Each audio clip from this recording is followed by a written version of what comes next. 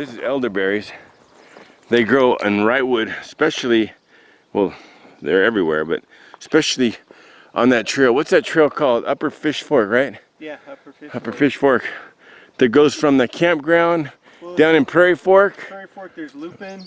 And that's what's that one right there where the trail starts? It's Lupin, right? That's Lupin, yeah. Okay, Lupin. Which I passed some Lupin back there on the trail. If I see some more, I'll show you. I took a picture of it. But these grow everywhere up there. I mean, imagine now after the rain. Yeah. But anyway, we grabbed tons of these. We were eating these all weekend long, and my friend Matt got a bunch of these and put them in a Ziploc, and he brought them into camp, and he put them in a pan. And he smashed them up, and he put some honey or something. He put a little bit of honey, but and a little bit of water, and he boiled them up a little bit and mushed them, and he made a syrup. And we made some pancakes, and we had elderberry syrup. That was killer, wasn't it? It was great. Great breakfast. Now, we're going to show you something here, and I'll let him tell you the history here. I'll zoom in on it.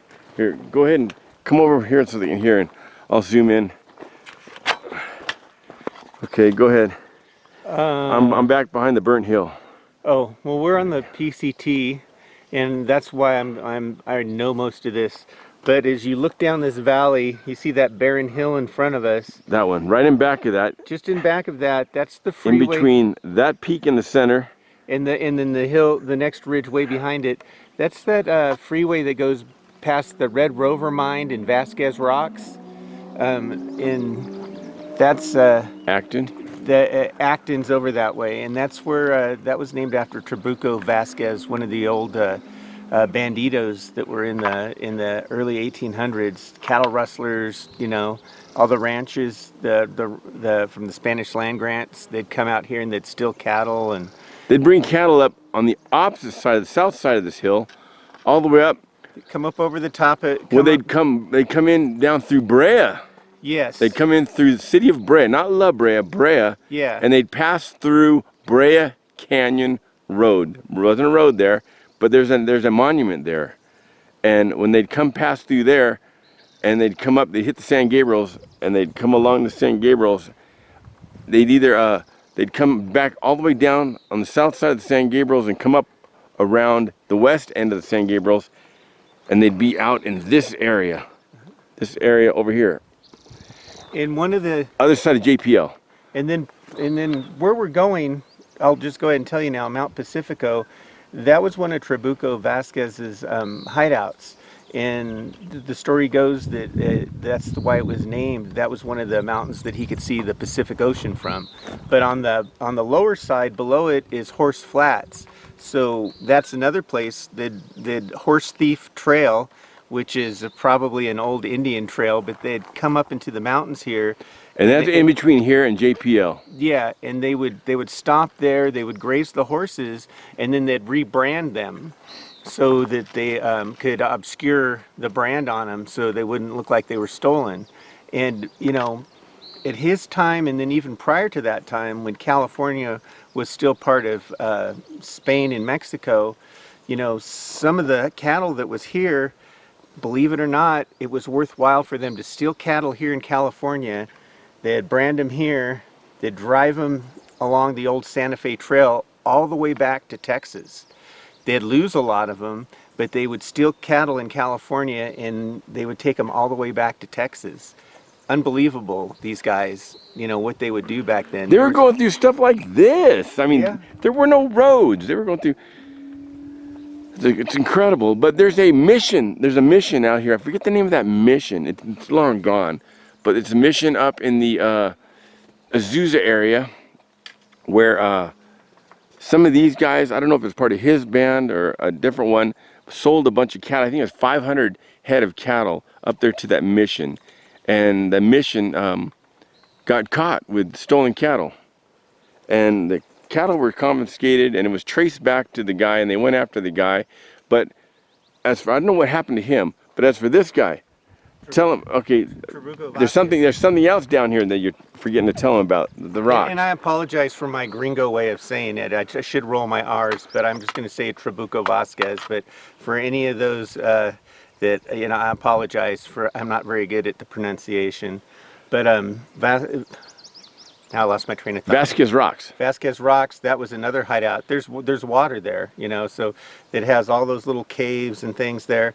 These guys knew this area, and they knew how to move, because you could imagine how long it would take. A rancher would have to go find the local authority. There might be a few soldiers garrisoned down in Los Angeles, someplace, tell them what happened. Then they'd have to get a posse. Then they'd have to come all the way back up, find the trail. You know, that process, it may take weeks or months. But they ended up catching him. They did. And I don't remember where, but eventually Trabuco Vasquez, he was caught, and they did hang him. And I don't remember if it was at Vasquez Rocks. I believe it was down there next to those rocks. Or if it was somewhere here in the area. They did catch him eventually, and they hung him. And that was that. That was the end of him. Now something else happened at the Vasquez Rocks.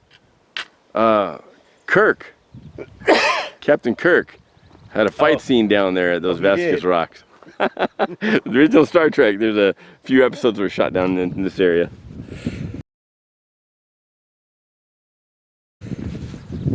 But we'll tell you more history and show you more things along the way up. And we got something killer in that backpack, and It'll be a nice day. yeah, it'll be a good day. Won't have to break out our AK.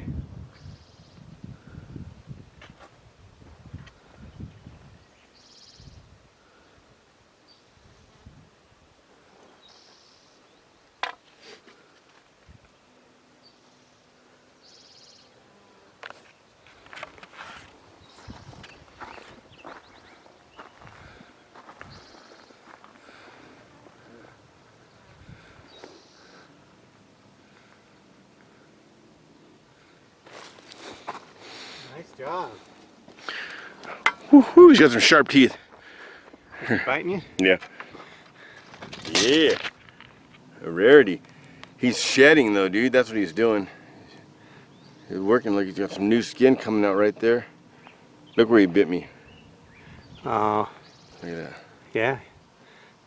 He's a meat eater. They got some sharp teeth though. Doesn't really hurt. Doesn't really hurt at all. But you don't pull away too fast, you can hurt them. Do you have to bite my finger? Don't pull away too fast. You'll hurt them. Anyway, here you go, guys. Okay, we parked way down there. We came up that trail, around this, up here. We're gonna go up around here. I'm going to the other side of the mountain. The band on the Silver Mountain. Look at how it moves like an ocean. It's so neat. We're entering the pines now. There's a canyon up here that's got a lot of history. We'll tell you about it when I get there. Beautiful hike. Okay, I've always known these were a gooseberry, or in the family of gooseberries, but what are they? The scientific name is ribes. That's the genus name. You can kind of see the leaf. It's kind of like a palmate leaf. But this is the one that's thorny, and it has the little prickly berries that hang down. But they are edible. Some of them taste better than others. How big do they get? They get a little bit bigger than that. Like a marble, right? Like this one, see, like this one? Yeah. That's a standard size. That's about what you normally see. And this is a good water year, so you'll see more of them. Now, gooseberries used to be very abundant in the San Gabriels. So much so, over Little Jimmy, that was Gooseberry Springs originally. How I got the name Little Jimmy is there was a cartoon character named Little Jimmy. A cartoon character who had a cartoon named Little Jimmy. And he used to hang out up there and draw pictures for people of, like they do at Knott's Berry Farm. Draw your picture, a little strange, a little funny. And for food, that's how he got by. So we'll draw for food. Gooseberry Springs turned into Little Jimmy Springs. Okay, where we're going is right over there. But there's a historical place on the way. Why is this? Okay, this is the backside of Pacifico. And the one year-round spring is down here. It's steep down there, but it's called Sheep Spring. and it's the one all year reliable spring water around here. So that was another reason why Vasquez and horse thieves, you know, they were in this area, because you know we're here. What is it? Third week of June. Yeah. And it's probably in the mid 70s right now. We're on the desert side, and we're sweating the whole way. There's a little breeze right now, but it's already hot. It's like. But there's a pine area up here, a forested area. Yeah. Lost a lot of it in the curb fire. Yes, lost a lot of it in the curb fire, but on the back, especially on the back side, there's more pines. And they're making a comeback. There's a bunch of 3-4 footers. Yeah, and this I think Pacifico is 7,300 feet. So you know, it's like you've got a little bit of altitude too, and that makes a difference.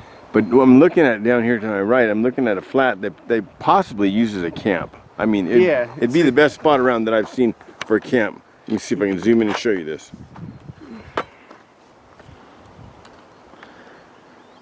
Look at that. So I bet many a horse thief, if not Vasquez himself, had camp right there. It's a big area. You're looking at an area probably about, if that chaparral on this side, the high chaparral on this side wasn't there, you'd be looking at an area about 100 feet by 150 feet, maybe about 80 feet by 150 feet. Yeah, yeah. Enough to hold a band of horse thieves, and then the cattle could just be roaming around, munching on stuff. So this is probably exactly where they hung out. A lot of history back here. But you think about it. You think about this. Everybody says, oh, he's a bad guy, they got to kill him. He stole American cattle. You think about this for a minute. Just think about this. Just say in your head, just say in your head, you were Portuguese, okay? Just any random, you were Portuguese. Everybody in this area was Portuguese. This is Portugal. And then another race comes in. Another people come in. And they start pushing you out, pushing you out, pushing you out. This is our land now. It's like, you've been here, your father was here, your grandfather was here, his grandfather was here, and so on and so on and so on. You've got a camp here, a ranch here, you're established here, and they're pushing you out. So you can't do this, you can't do that, you can't do this. They're basically hunting you and your kind out to extinction. Sure, you're going to steal some cattle. Sure, you're going to rebel. Sure, you're going to do the stuff he did. I mean, you always got to look at it from the other side of the mirror, other side of the glass. There is a real short story. Well, you can look it up. The short version of it is, I believe it was Kit Carson was scouting for the Army and the military, and he was up by Washington. They needed him to come down into California to see how many Mexican troops were still here. So in a time period of under 2 months, that guy made it from Washington, walking on horse and walking back and forth with a mule, from Washington down to California, learned what he had to learn, and was on his way back in under 2 months, on his way back. Now there's no trails, there's no roads. He's going up and down stuff like this, and a military band coming up from Texas said, where are you going? He told them, no, you're not going there anymore. We got something you need to do. And died there, and he's buried there to this day. But that guy, Washington to California and back, incredible. We're on the PCT. It's relatively easy walking. It's really easy walking. Yeah, and it's a trail. You don't have to. Yeah. You don't have to worry about which way you're going. You don't have to pull your burro and worry about this, worry about that. And he's going up and down stuff like this. That's some hard ass hiking. That's me. Look, I can see what lake would that be out Is there? it Lake Los Angeles that's out there? Where Big Rock and Little Rock Creek go out there? It might be. It might be maybe it's Little Rock. Now the Little Rock Reservoir is farther to the east. All right, but there's a lot of history back here. This is one of my, for just hiking, I think this is in my top 2 or 3 hikes. Especially on a year like this when we had water. It's a beautiful hike, and the wind, and Views like this the whole way. It's really nice. If you haven't done it, gotta do it. One more thing. You got something stashed up there, hopefully. I do. How long has it been up there first? It's been a little bit over a year. My nephew was coming along the PCT last year. Jake, trail name Jake the Snake. Anyways, the beer stash that I put up there that I was going to surprise him with, we didn't get our timing right last year, so hopefully it's still up there. So that's going to be our prize if it's still up there after a year. Right on. Some aged to perfection beer. Yes. Joey's off looking for the stash. This will take you back to Wrightwood and eventually Mexico.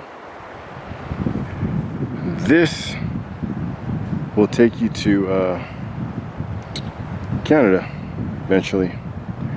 This will take us to the top of this mountain, Pacifico. That's where we're gonna go. Hopefully with some beers. Well, we looked all over this place and he found them. After 1 year. You found them right there, huh? Yep. Let's see that box. Oh man. There we go. And tell your nephew, well, he missed out Jake, on. look it. I found the stash after 1 year. You missed out on those. Let's go find some shade and crack them. Right on. Look at that box. Moldy but oldie. Oldie but moldy. I found the sign to Pacifico. I saw that. Did you see the other little one? The little wooden one? Yeah, I found it down here in the bushes. Yeah. I propped it up on that log over there. Lizard. And lizard. I found this way down there in the canyon. Take it back. Do do do do. What movie is that from? Take it back. Do do do do. Take it back. Give you a hint. Some guys standing around a fire singing. Okay, here we are with some blue ass moons. When you open them up, they foamed, and the foam is like a cream, like a beer cream. Yes. Well earned. We got 3 to go with dinner up there. Yep. Eventually, actually, he brought 6 up here for. Yes. What's the story on this? Well, my wife wanted to come along with me, Lisa. She's always a trooper, love of my life. I wish she was here today, but if she was here, she would drink them all. I left her here in the shade and wanted to wander around and look around. She was tired, and I come back and there's 1 can gone. And she wanted to down the rest. She wanted to down the rest. So Jake, you know what? I tried really hard. I had 6 for us, 3 apiece. With Lisa, we were going to have to do 2 and a half each. So that's the whole story, the whole ugly story, but we found him. My nephew Jake, I just want to say I was really proud of him. He got all the way up to the end. There was a short section where it snowed that he didn't really get the whole thing, but he did like 2,500 of the 2,600 miles, something like that. Right on. And you know, a year before that, actually a year and a half before that, he had never really hiked or anything. Right on. But I'm looking at what looks like a gold watch right now. Oh yeah. No exaggeration. No, I can see what you're looking at. Right over there. I think there's a gold pocket watch on the ground right there. It may be Vasquez himself. It might be a bottle cap. And it's a bottle cap. Oh, I thought it was Vasquez's gold watch. That's how your imagination plays tricks with you up here. This is a trail watch. We are 3 times as high as Everest, by the way. And this trail watch tells you that it's time to get more beer. Before Lisa and her cold jam drink it. Do not hide the beer well if you got Lisa around, because it will be gone. Cheers. So this used to be a drive-up campground, but now it's pretty washed out. 4-wheel drive could make it. It'd be rough in certain areas, but now you can still walk up here. It's got nice tables. Look at this campground. It's got a restroom, trash cans, some tables. Look at this. A little area, you can put some bivvies back there. You'd pull your car up here. But look at this view. Let me go over here and show you this view. Well, look at this. I don't know how many campgrounds there are, but look, there's tables way over there, tables right there, tables down there, tables in back of me. You got that reservoir down there. Yeah, look at this view. This is of one side.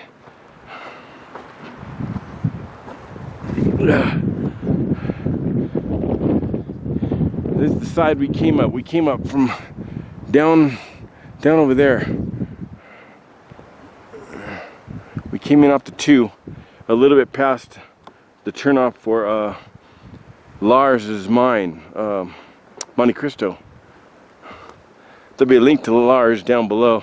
If you're interested in mining and this history in this area, he bought an area that was a historical area with a bunch of mines on it, and he's restoring it all. He's mining it again. You can see his adventures.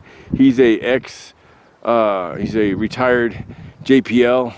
He knows a lot of chemistry, and he's using chemicals to detect gold. He's doing all kinds of experiments, rebuilding things. He's got a cool channel. Link in the details. But as for this campground, look at this. I'll be coming up here a lot more. Oh, look at a cave.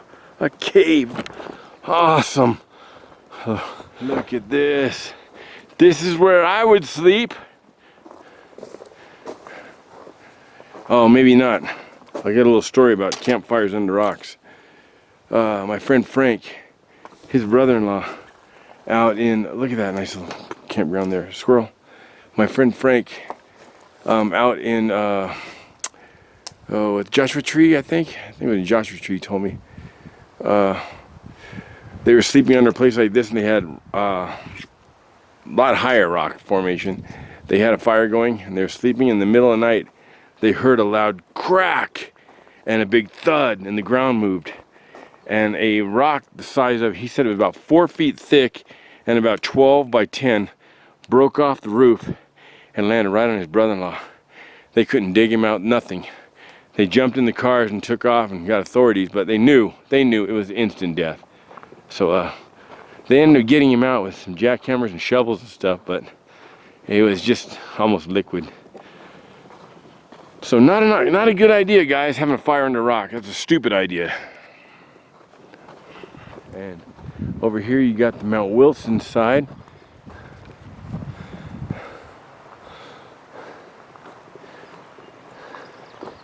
There's more campgrounds over there. There's more back there. I don't know how many there are in total. But this is ours for today.